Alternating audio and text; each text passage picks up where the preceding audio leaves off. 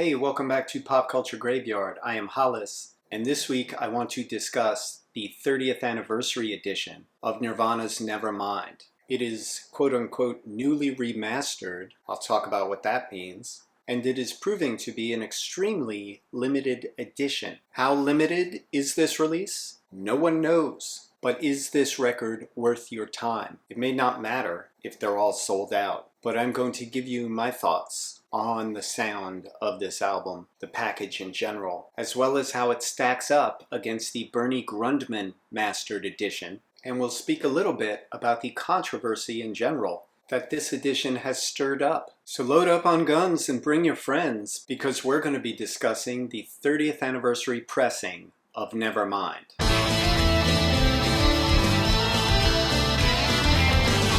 Before we get started, I just want to thank my latest patron. Thank you, Matthew. You are the pride of Astoria, Queens, and I appreciate you with all my heart. If you're enjoying the bands I'm bringing you, and you would like to help support the channel, please consider joining my Patreon. It's at patreon.com/popculturegraveyard. And thanks. When it comes to Nirvana, I feel very confident speaking about this band because I was a very big fan. I saw Nirvana on the In Utero tour in November of 1993. I saved my ticket because of how much they meant to me. It was a great concert. I was 22 years old and I was seeing my favorite band on the planet. I say all that because I look somewhat youthful and I don't want any of these old men to start yelling at me that I don't really understand the band or what they were trying to do. I was in the fucking pit. Anyway, let's talk about the 30th anniversary edition of this album. I pre-ordered this album on September 24th. It arrived 3 days ago. So this arrived in about a month and a half after ordering. When I opened it, I was very excited. This heavy gatefold sleeve is beautiful. The original artwork is lovingly rendered, and it's not glossy, it's flat, which I really like. The back is given the same treatment. It's a nice flat illustration. The spine is black. When you open up, you see this wonderful photo of the trio, and this is a Stoughton tip-on sleeve, which means that the picture is actually pasted onto the gatefold, which is old-timey quality. You know, I was going to say it feels very Tone Poet-like, but it doesn't. It feels very much like the SST gatefold for Zen Arcade by Husker Du. Actually, right down to the inside being a plain brown cardboard, much like the first presses of Zen Arcade. The later presses of Zen Arcade have white pasteboard inside. The inside of the album is where you'll find this insert that, of course, used to be on the inner sleeve of the vinyl and used to be in the booklet on the CD and used to be on the J card of your cassettes for Nevermind. So this again is lovingly rendered. Inside the jacket you have the record itself, which is in a lovely black sleeve that they were smart enough to have poly-lined so you don't get the scuffing of a paper sleeve, which for some reason some presses are still using to house records. The record itself looks beautiful. It is completely flat. The label is perfectly centered, and at first it was looking perfect. Then, under a bright light, I noticed 2 scratches, it seems. Listen, there are so few pressing plants now that they are slammed with this vinyl resurgence, which I hope to God ends at some point. In any case, there's very little quality control going on. You're getting scuffing, you're getting streaks, you're getting fingerprints, you're getting off-center labels. Sometimes you're getting all of these at once. It all depends on the pressing plant and on the time frame of how quickly they needed to get the album out. So visually, I was upset with a couple of scratches. I was very relieved upon playing it that those scratches had no effect on the sound. But it is annoying, especially when you pre-order something, to be the first person to open it and have it not be pristine, to have it look like a second-hand record. In the dead wax you have the stamp for Sterling, which is a mark of quality. Some of the best sounding records I own were pressed at Sterling. And the initials etched into the dead wax, RKS, Ryan K. Smith.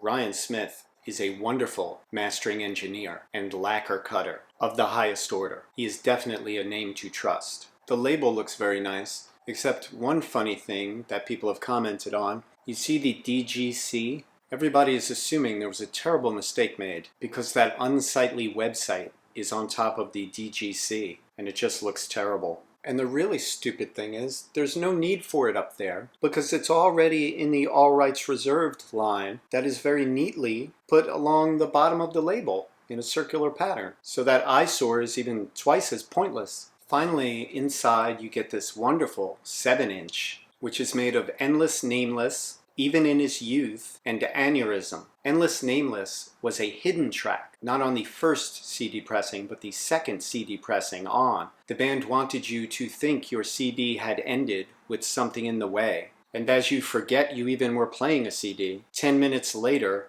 Endless Nameless comes blaring out of the speakers, possibly their most dissonant track. I think it's cool having Endless Nameless, but I love this because of Even in His Youth and Aneurysm, which are two top 10 Nirvana songs for me. They were on the Smells Like Teen Spirit compact maxi single, which housed 3 songs. Smells Like Teen Spirit, Even in His Youth, and Aneurysm. And this is how I fell in love with those songs. But it is great to have them on vinyl. The first clue that something is amiss with this package are the words on the back of this single, remastered by Randy Merrill. I'm sure he's a nice guy, and I'm sure he's very good at what he does. But he's not Ryan K. Smith, and that's the name that got thrown around a lot when people were talking about this coming out. And it's one of the things that got people excited. Randy Merrill remastered this album. And again, nothing against him. Most of the things that I've seen him master are CDs. As far as I understand it, please correct me if I'm wrong, they had access to the original analog tapes, which were not destroyed in the Universal Fire, according to 2 updates on Nirvana's website and Butch Vig himself. So the original analog tapes are somewhere, hopefully in a secure, fireproof location. Ryan K. Smith had no access to those tapes. Randy Merrill had access to the tapes, remastered the music, and then cut it to a digital file. That digital file was given to Ryan K. Smith to cut the lacquer. Here's what I don't understand. Maybe someone could explain it to me. Why have Randy Merrill remaster an album? A point where you have limitless possibilities on what to do with the music. Then give a digital file to Ryan K. Smith to go and cut the lacquer, where he has way less control over what the music sounds like. Why that middleman when you could have just let him loose with the analog tape? There's got to be something they didn't tell us. Like the tapes aren't allowed outside of a certain room, and Randy Merrill was like the boy in the bubble who had to stay in that room while he made a digital file? I don't know, but it's hinky. So this is cut from digital. So, all that said, how does it sound compared to the Bernie Grundman cut? First, a word on the Bernie Grundman cut. Bernie did all analog mastering for a cut in 2009 by Org Music, O-R-G. Everyone swears by his cut, and for good reason. It's got a gorgeous, wide sound stage, brilliant definition in the instruments. It's very punchy, the drums kick like a mule, and it just comes alive. And outside of an OG pressing, it is the way to hear the album. I do not have that album. I have a 2013 repress that uses the exact same metalware as the Bernie Grundman cut for Org Music. In the dead wax, you can see that they X'd out Org for this pressing. For any of you jazz heads out there, I like to think of this 2013 pressing almost like a Blue Note Liberty edition or a Blue Note United Artists edition, where you get the fantastic sound of the original, but you're not paying the exorbitant price. Another thing I love about this edition, it was pressed by Palace, and Palace is another name you can trust when it comes to quality control. I believe Bernie Grundman remastered it again in like 2017. So there are modern pressings, very recent, I think even last year you could find one, that still use the metalware from that Bernie Grundman pressing. So there are some pretty good sounding editions of Nevermind making the rounds. You shouldn't have to pay hundreds and hundreds of dollars to hear a good version of this record. Anyway, the Bernie Grundman 2009 or 2013 cuts are fantastic. But let me compare and contrast the sound very quickly to the 30th anniversary edition. When you get right down to it, this is not a terrible pressing.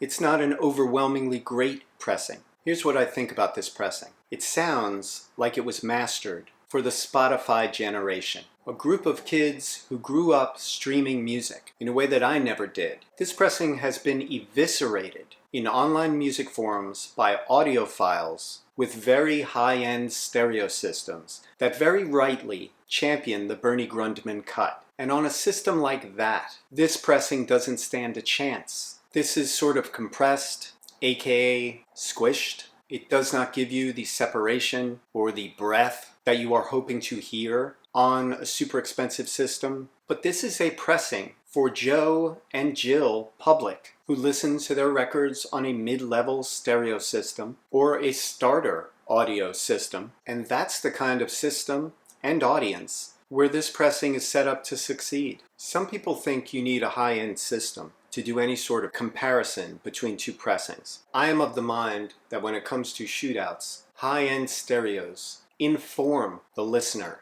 in a way that interferes with a true comparison of two pressings. Every audiophile, they build their system so that they can hear music a certain way. When I did a comparison listen between these two guys, and I listened to both albums all the way through 3 different times, I used my basic DJ setup so I can truly hear what the pressing sounds like, free of any editorializing on the part of the audio equipment. What's good about this pressing is it's dead quiet. It's a super, super low noise floor. It also deals with some of the sibilance that has plagued previous pressings, which is that kind of sizzle sound that you get on certain highs, like the drum cymbals. This pressing also puts Kurt's vocals up front, and I must say, it is easier to understand him, for better or for worse, on this pressing than ever before. And because of the way the vocals are treated in this pressing, this album sounds the best on the quieter songs. Polly is perhaps where this version sounds the best, when you simply have Kurt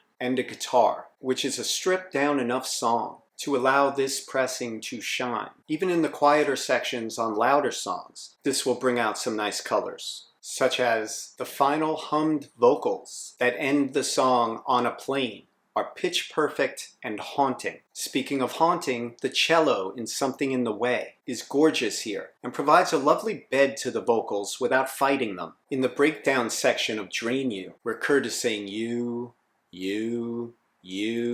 I heard that clearer than ever before. The breakdown on Territorial Pissings sounds good. Even the intro to Territorial Pissings, which has Chris Novoselic screaming the lyrics to the chorus of the Youngbloods classic Get Together, is crisp and clear and hysterical. This is a nice thing to own. And those of you that have bought this already, or who ordered it and are waiting for it, let me make you feel better about something. This is the best sleeve that's ever been done for this album. One major reason why the Bernie Grundman purists are hating on this has nothing to do with the way the record sounds. It's that they never got an awesome Stoughton tip-on gatefold to house their cut. So they are at least envying part of this package. I've seen online where some people who are in love with the Bernie Grundman cut are taking this jacket, putting their Bernie Grundman cut in it, and chucking the record. So years down the road, there are going to be some very interesting issues that arise when people try to sell their hybrid versions.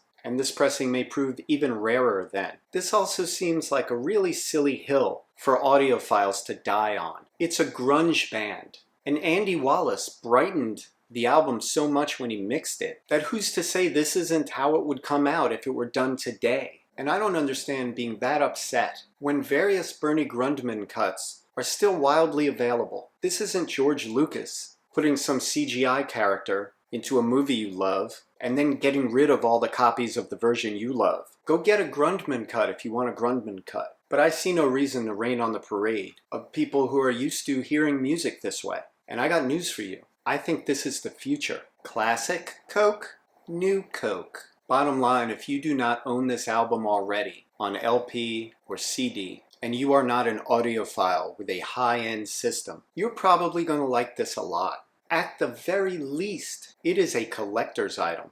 And if you're not happy with it, you can always resell it for much more than you paid for it. In any case, what is not up for debate is that this is a brilliant album no matter which cut you choose, and it is a must-have in any serious rock fan's collection. I hope you enjoyed this episode of Pop Culture Graveyard. If you did, please hit the like button and don't forget to subscribe, and I will see you next week with a lot more cool stuff. Smile on your brother.